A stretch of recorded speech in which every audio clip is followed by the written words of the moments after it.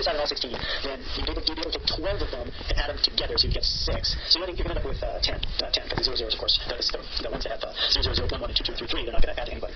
So let me see, right?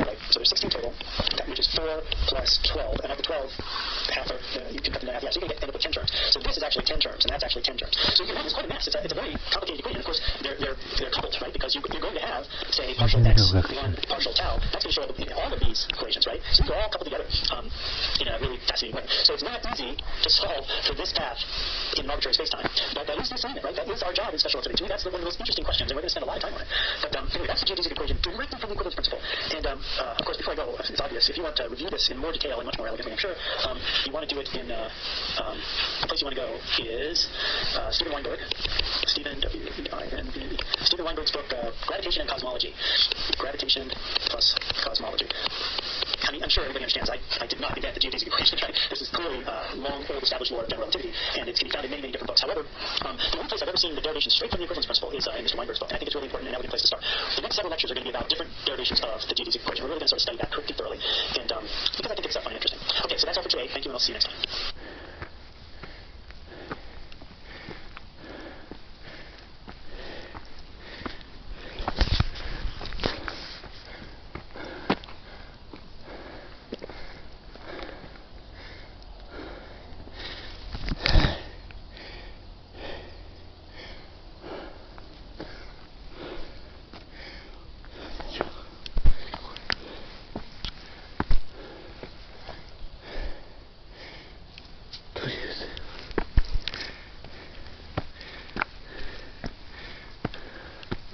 In this lecture, we are going to talk about the connection. And we were introduced to the connection in our last lecture when we talked a little bit about the Einstein equivalence principle in geodesics. And we're going to now focus this time on the connection. Now, what did we do last time? Well, last time, we assumed that we had an inertial coordinate system. And we've been drawing this picture of a guy sort of in a free-falling lab. But imagine that he's just in a lab moving in the space-time of special relativity. So the whole space-time, everything is all special relativity, which ultimately means there's no gravity, that space-time is flat, and it means that the metric can always be written in the form, in this form, everywhere in space-time. It means at every point in space-time, this is the value of the metric. It's completely constant, and it's the same everywhere.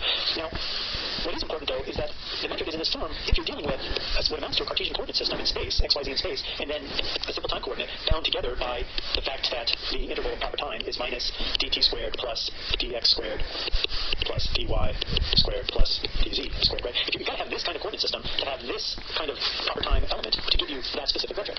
But this coordinate system is arbitrary, right? We could do special relativity in special relativity's flat space-time, but without this coordinate system, we could use a polar coordinate system. We could use a cylindrical coordinate system. And that wouldn't change the fact that space is flat just because we're sort of laying out the coordinates in a different way. And if you did that, this metric would be different. It would be different, but it would still, and it may not even be, not only would it be different, but it may not be the same at every point, right? In this case, it is this number, minus 1, 1, 1, 1, at every single point in space-time. But if you change the spherical coordinates, and we'll see later when we do this example in this lesson, that this metric is actually now a function of space-time. And yet, the space is still entirely flat. So from this idea, we're going to create the notion of a connection in completely flat space-time. And then we'll invoke, not use, but we'll invoke the Einstein equivalence principle, the EEQP, I guess I want to call it the EEP, is what I've been calling it. Then we'll invoke the Einstein equivalence principle to talk about how this might be a good theory of gravity. But going back to just the connection as it is, let's consider that we are using these z coordinates, and I'll use the letter A for those coordinates. These coordinates are going to be your straight up Cartesian spatial system with the Lorentzian time elements. So it's going to be a basic Minkowski coordinate system. And then there's an alternate coordinate system, which we'll call x, and it should be any Greek index. So just for the sake of not colliding with other indexes, I like to use mu, nu, alpha, beta, gamma, delta. Those are the ones I go to right away. So I'm going to put in a theta there just to get a little variety. But this could be a spherical coordinate. So if it was spherical coordinates in the Minkowski system, x0 would still be sort of the time coordinate, but x1 might be the radial coordinate, x2 might be the usually the theta coordinate comes second in spherical coordinates, and usually I think the third is usually the azimuthal coordinate. What is this called? The longitudinal coordinate? I can't remember what this one's called. This is the azimuthal coordinate, represents the azimuth, as it were, from spherical coordinates. So this might be your spherical coordinate system, but this is just going to be your regular time x, y, z system, right? So those are two systems. So I'm not going to fix this as the spherical coordinate system. I'll do that as an example later. But it could be any system, for example, the spherical coordinate system, right? So, but for it to be any system of any use, right? For it to be a system of any use at all, it has to be the case that I can write the coordinates in one system in terms of the coordinates in another. So I know that I have these kind of expressions, right? I have an expression that will tell me the A coordinate in the Minkowski space if I know all the coordinates in the alternative system, right? 0, x1, x2, x3. I like to write this out every now and then to remind you guys that this here is not true. It's not meant to be true for just one value of theta. It's meant to represent literally by definition. So because by definition, I'll put in 3 lines here. It's literally meant to represent by definition this for all 3 values. And this alpha here, likewise, in that case, I do pick one. So I am thinking of the 0 coordinate is a function of all the space-time coordinates in the other system. And of course, likewise, we have the same individual coordinate of a point if I know all the coordinates of the point in the Minkowski system, right? So it's important to keep, I go through this a lot, and that's sort of my thing, right? My thing in these lectures is to kind of beat dead horses. So when you go to real books and you study from people who really know what they're talking about, the notation doesn't intimidate you, right? You see this, you think this, and you just gotta kind of know that that's the case. I know I probably said this a million times, I know I said it last time, but redundancy, I don't feel obligated to evade redundancy. It's just the way I think, the way I do it. I've forgotten this stuff more times than I've learned it. Well, no, I guess that's impossible. I've forgotten it one more time than I've learned it, right? Well, that's not true either. I guess each time I learn it, I forget it, relearn it, forget it, relearn it, forget it. So I guess there's a one-to-one correspondence. It might be the case that I've learned it one more time and I've forgotten it, but that just means I haven't forgotten it. So I go through this myself over and over again. Okay, anyway, but then what we said was, all right, so now we have an inertial, an object that is moving in a straight line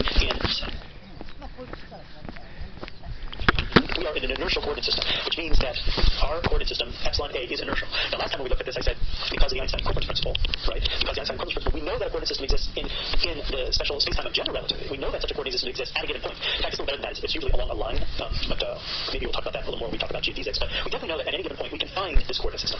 Now, right now, we're not going to do that. We're going to say, okay, we're going to say the whole thing is special relativity. So we don't even have to look for a coordinate system that satisfies, we don't need the equivalence principle because we're not dealing with anything that's free-falling. We're dealing with things that are just moving uniform velocities entirely inertially in space-time of special relativity. And this coordinate system has it. And we know that this coordinate system is rectilinear Minkowski. So it's got theta, alpha, beta as its metric. And I don't even really need to write the metric as a function of space-time. It is, but it's a constant function. It's always minus 1, 1, 1. Okay, so that's what we're dealing with here. But now we have this alternative coordinate system, x, mu, and we know both of these functions. We know x, mu is a function of the inertial system, and we know the inertial system as a function of x, mu.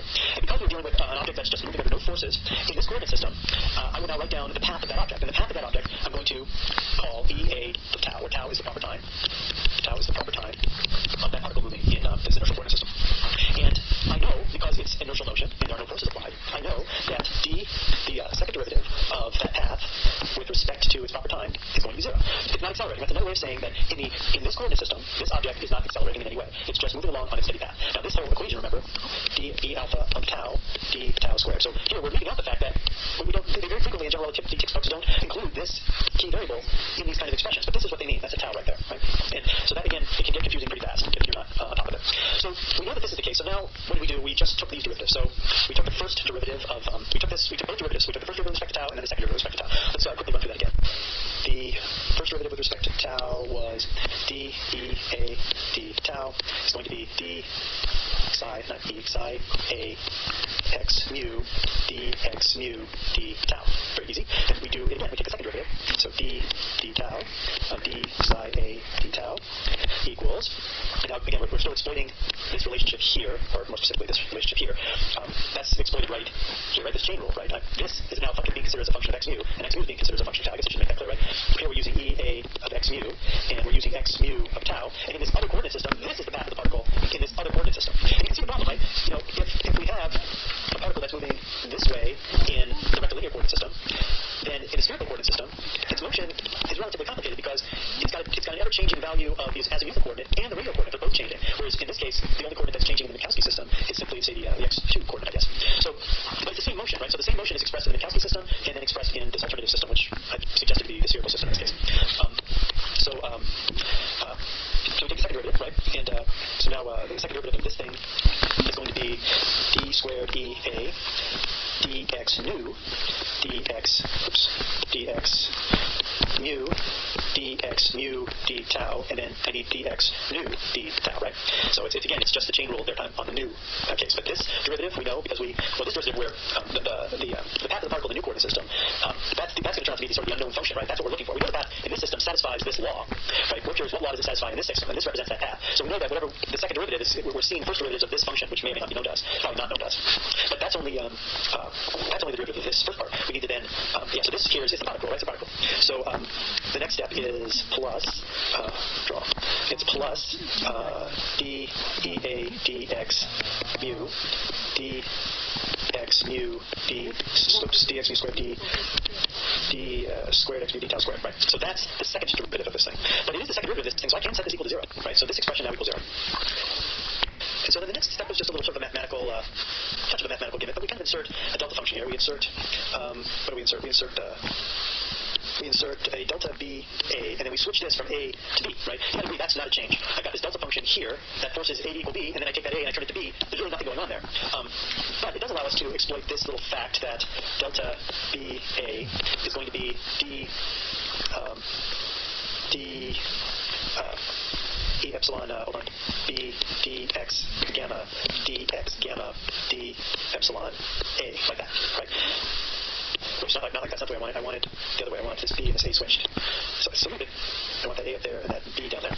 And then if I make this substitution here, right, I put that right up front, then you'll notice I have a d ca dx mu and a d ca dx gamma, but here this is a dummy index, right? This is gamma, that's a dummy index. So I can turn it into mu arbitrarily and pull it out. Actually, the way I should do it is I should turn this into gamma arbitrarily. Let me do that. Turn that into gamma arbitrarily and pull it out. And what do I end up with? I end up with pulling out, I get d ca dx gamma times, and then this is left behind, dx gamma d cb, and then it's d squared cb dx nu dx mu, and then it's times dx mu d tau dx nu d tau plus d squared x gamma d tau squared equals 0. And this we did this last time, right? We got this far, and this equation, which I am now going to copy and paste onto this part of the board, this equation is our geodesic equation. This equation is what I was calling the geodesic equation. And let's see if I can erase that line. And the idea is that this thing here has to be 0 because this is it was e alpha as a function of x mu. And I said this is arbitrary, right? We're allowed any coordinate change we want. So this we can't assume that that's 0. But in order for this to be true, equaling 0, it must be that this expression here equals 0. And that's what gives us our final expression, which is that's not going to ever be 0. That is just messy stuff. That goes away, and this whole thing has to equal 0. So that was our geodesic equation. It's usually written with this first, right? But we should do that because that's the whole point of why we're reviewing this. D squared x gamma d tau squared plus, and then we created this object, the connection. And the only thing that's like gamma, mu, and nu are the only remaining indices. Mu, nu, dx mu d tau dx nu d tau equals 0. This is our differential equation for x mu of tau, which is the path of this object in. Oh, sorry, where did I have that old coordinate system? Hold on. In this other coordinate system, right? So now this path here was, for example, was e alpha of tau, which was a straight line path in the Minkowski space. But now we have x mu of tau, which is the same straight line path, but in the linear space of polar coordinates, right? With the azimuthal coordinate phi and the longitudinal coordinate theta. This is the only one that's constant, right? That's going to be the only one that's constant in this particular path. Right? If you had an arbitrary path, none of them will be constant. So this is a much more complicated set of expressions than this. But it's still flat space and it's still inertial motion. The point is that when you look at this and you compare the equations of motions in these two coordinate systems, this is the equation of motion in one system, and this is the equation of motion in some arbitrary other system. So in this system, if we think in terms of force equals mass times acceleration, if we just kind of go back to that arbitrary physics. So if I multiply everything by mass here, I get mass times acceleration equals 0, so the forces are 0. So here I get mass times acceleration, right? This is a term here that represents acceleration. But then I also get a mass term here times something else in order to get to 0. So this is mass times acceleration, and then if I move this to the other side, I get mass times acceleration in these odd coordinates equals mass times gamma mu nu, and then what I'll do is I'll call this x mu dot x nu dot, right? So I get the velocities in this new coordinate system times some interesting number, which is a connection, multiplied by mass. So this side has got to be a force because this side is mass times an acceleration. So this is a force. So we have this force that appears just because we're in this arbitrarily new different coordinate system that's not straight up inertial Minkowski space. And that term, right, normally the first exposure to anything like this is the Coriolis effect. When we're simply exchanging coordinate systems to I think it's the surface of the Earth is a common one. And we start seeing forces that move things to or away from the equator, depending on how they're spinning and all that stuff. But this is a force that appears only because we've changed our coordinate system. And that is typically called a fictitious force. I should know better than to try to spell the word fictitious. See, this is why I do math, because I can't spell. And I'm sure anybody who's been following this realizes that it's a freaking disaster. My spelling. And my handwriting. And that's not the only things that are a disaster. But those are the only things you guys know. But this is the important part. These fictitious forces appear. And you'll notice this key thing. The force is proportional to the mass. It did not have to be that way. You can imagine a force that was, okay, it did have to be that way. If you believe that F equals ma, there's nothing in our logic that mass is forced to be in there. But it's a fictitious force, and it's proportional to the mass, right? And that is the key observation that makes us think, well, wait a minute, what other force is proportional to the mass? The force of gravity is some constant times the mass of the gravitating body, the body that's the source of the gravitation, times the body that's the subject of the gravitation, divided by the square of the distance between them. So this means that force is proportional to the mass of the body that's subject to the gravitation. Now, clearly there's an issue here if you're dealing with two bodies that are subject to each other's gravitation. Interestingly, you can always kind of move to a frame where that sort of goes away, but in the approximation that we have a gravitating mass and a test particle, gravity is a force that is proportional to the mass of the test particle. But you notice how this fictitious force appeared entirely through considerations of nothing but the geometry of how we lay out our meter sticks in space-time and our clocks as well. And this is the central idea that, upon which, in my opinion, general relativity kind of rests. It rests on the idea that gravity is, in fact, an artifact of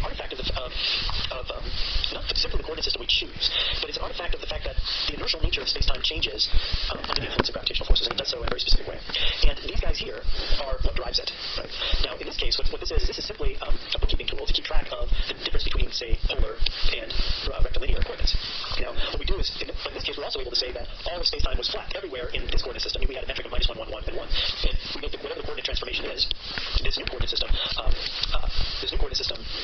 has its own metric, which may in fact depend on space-time, or the position in space and time, but it's still flat, right? And so there's always the question of how do we know when we look at a metric whether or not it's flat? And the answer is, well, can you transform it back into this everywhere? If the metric is everywhere transformable simultaneously to this, you know you have flat space-time. And another way of saying it is that the Riemann curvature tensor equals, let's see, A, B, C, D. It's a rank 4 tensor expressed in different ways, but it's got to be 0 in every coordinate system. If it's 0 in any, all of the components have to be 0 in all the components have to be 0 in any coordinate system, and they will be 0 in every coordinate system because that's what tensors do, right? Tensors, if they're all 0 in one coordinate system, they'll all be 0 in all coordinate systems.